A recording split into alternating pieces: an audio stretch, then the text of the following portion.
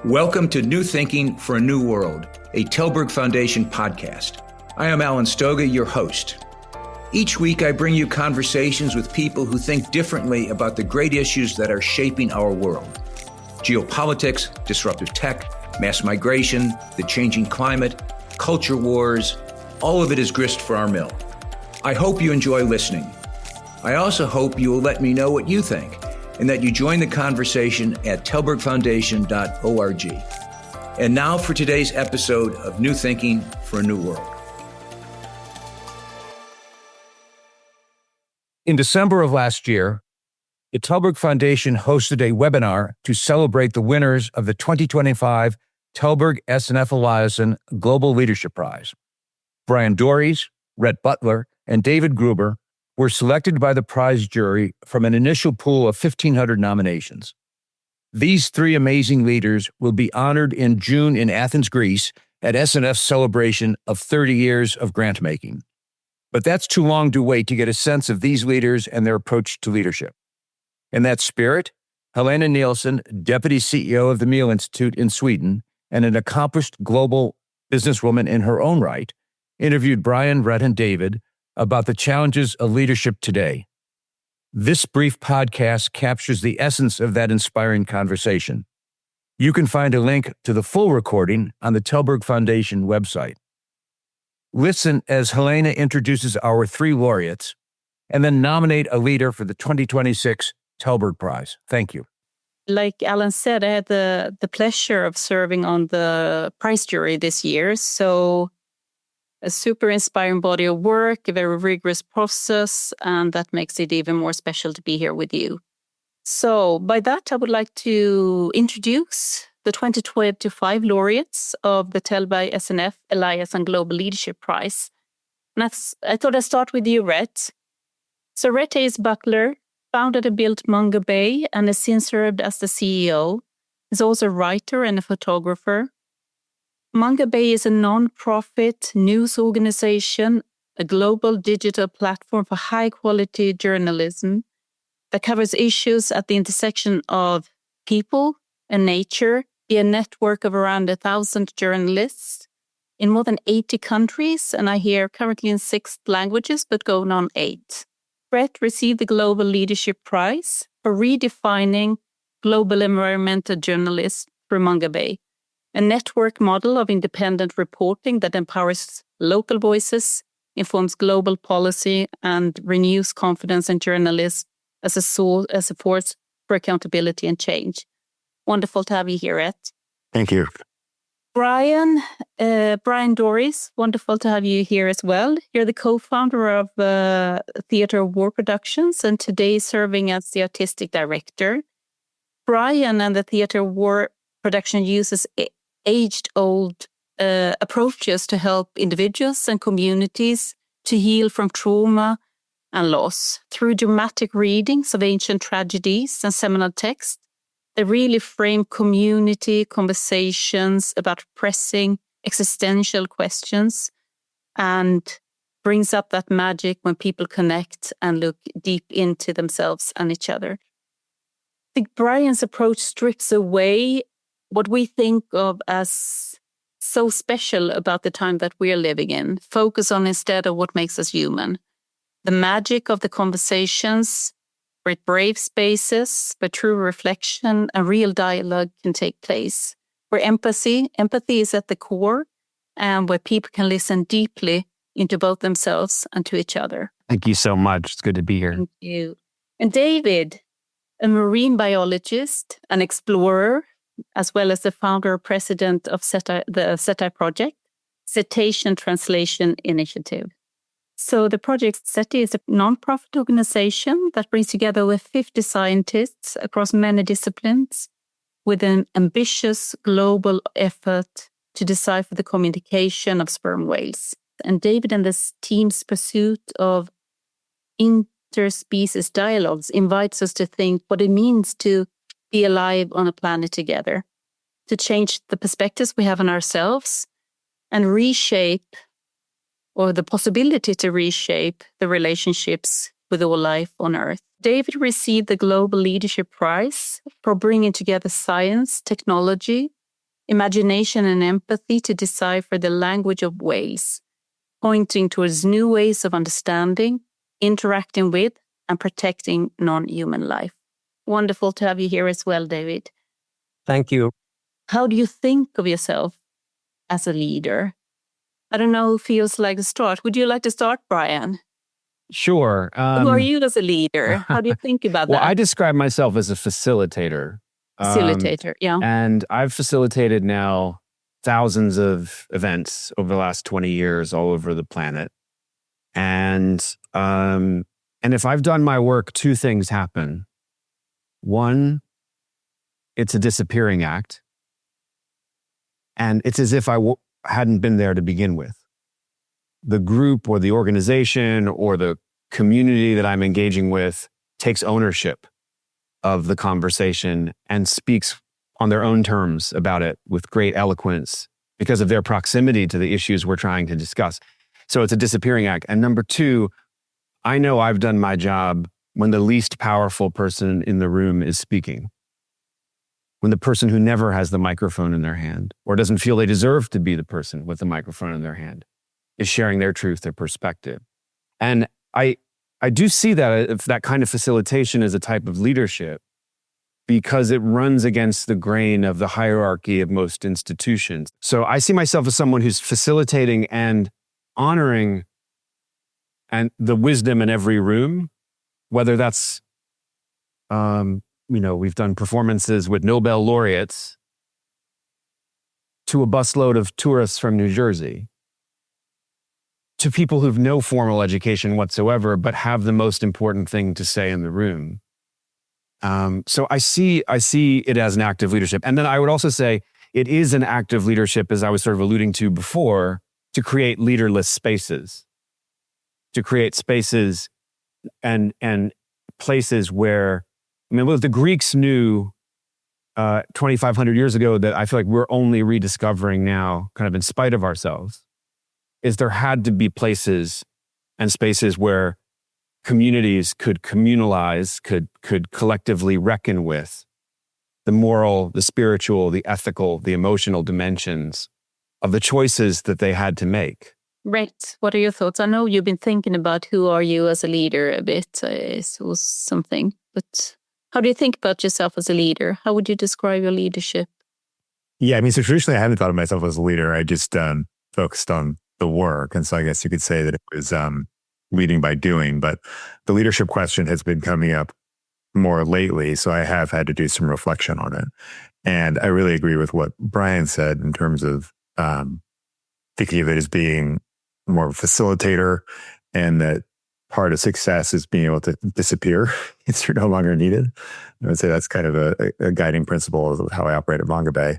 But I guess if I do have to talk about being a leader, then I think part of it is creating clarity in terms of what our mission is, and then positioning people to be successful. So removing barriers, finding resources for them, empowering them to do their best work. And so when I switched from a for-profit where it was just, me and another person kind of, doing our journalism, I knew I was going to have to basically give up doing what I loved, which was journalism.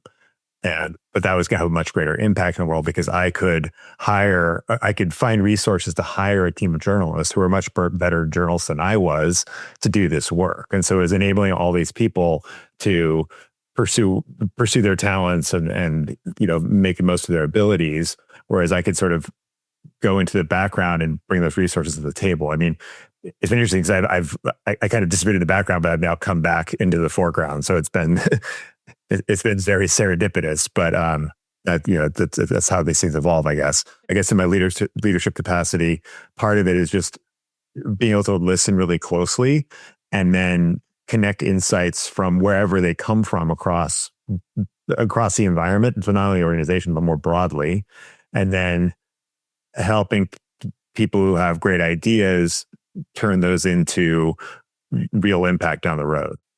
What are your thoughts, David? How do you think about yourself as a leader? I think there's pieces of this that are really resonate, in terms of being the facilitator and trying to be invisible. And also I'm kind of hearing what Rhett says of like, starting out as a journalist, but then as you're a leader, you kind of have to let go a little bit of doing the work and then guiding the work. So changing your role. I think with this project, it's interesting, and I'm also a college professor, so we're in this very individualistic professor setting, and maybe we run a lab. But Project CETI is also a nonprofit organization now, and had to completely learn, how to run a nonprofit, and how to keep a science team, which are all speaking very different languages, in terms of even the cryptographers speak different languages than the natural language processors and the machine learners. And there's a different culture in robotics than there is in computer science. And especially the animal and the AI communities are very different. So really just listening, which I'm also kind of hearing from Bryan and Rhett, of kind of listening, and good ideas could come from anywhere. And I think, managing ego and really giving credit to your team and being with your team is important, and just learning all the time, and also seeking mentorship is important. I'm traveling right now, but I even carried a book with me on this one, and it was a book that just happened to be on my shelf that one of my mentors, Roger Payne, who discovered that whales sing, and passed away a few years ago. He used to talk about this book all the time, but it's from The Little Prince, which there it is. And it's just that line there of if you want to build a ship, don't drum up the men to gather wood, divide the work, and give orders.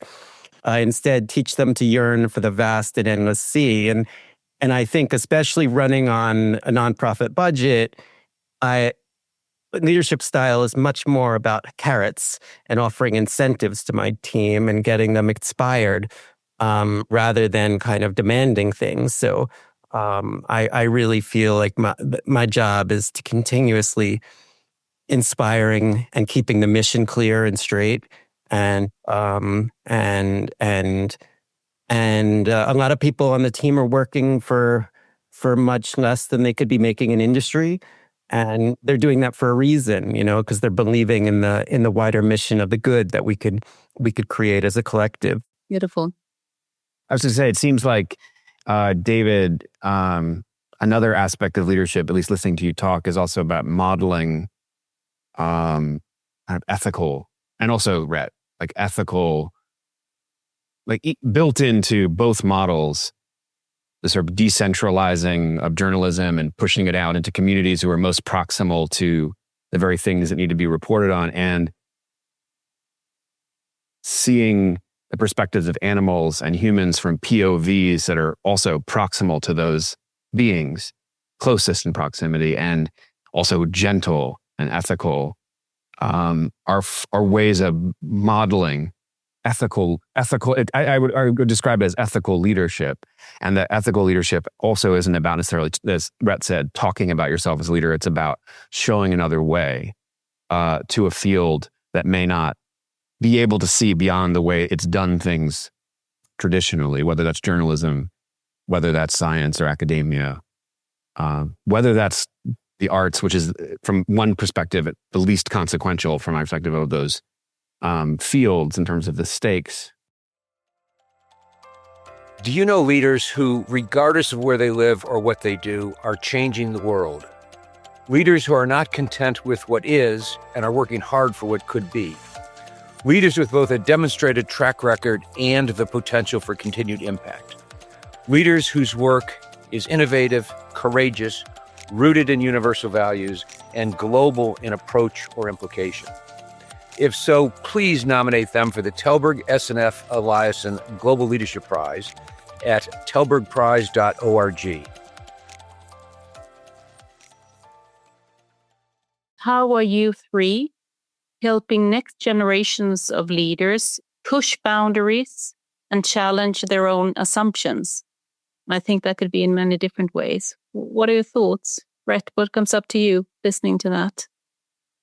I mean, my general approach to life is to minimize assumptions as much as possible, especially when it comes to people, because I feel like when you enter into a situation with an assumption, it often puts you at a disadvantage or just wrong foots you. And so, I encourage people to keep an open mind. I think it's really important, especially as a leader, because the world's changing really quickly, and there are just so many opportunities out there that you sort of have to be aware of. We have a paid fellowship program. I think it may be too big a stretch, but we have a paid fellowship program, which is basically to create opportunities for journalists in low and middle income countries who don't otherwise have opportunities to develop their skills and to build a portfolio. And so, I mean, these are almost, you could describe as micro leaders, because they're making decisions about what stories to elevate, and communicate to the world. And so it's like it's a small step. It's not, leading an organization, but it is making decisions that affect other people's lives. And so, but again, the way we look at that is we want to create opportunities. We want to be sure that they are viable for people to actually participate. And we want to reduce barriers so they can, because of circumstances of their birth or, where they grew up, we don't want those to limit what they can do with their lives. And so, I guess I would kind of like use that as like a microcosm for how we think about leadership. How are you helping next generations of leaders push boundaries and challenge own assumptions?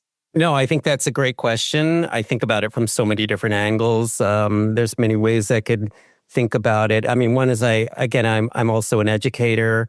So I work a lot with the kind of demographic of 18 to 22-year-olds, which is always really nice to be in contact with that demographic, to feel how they're seeing the world.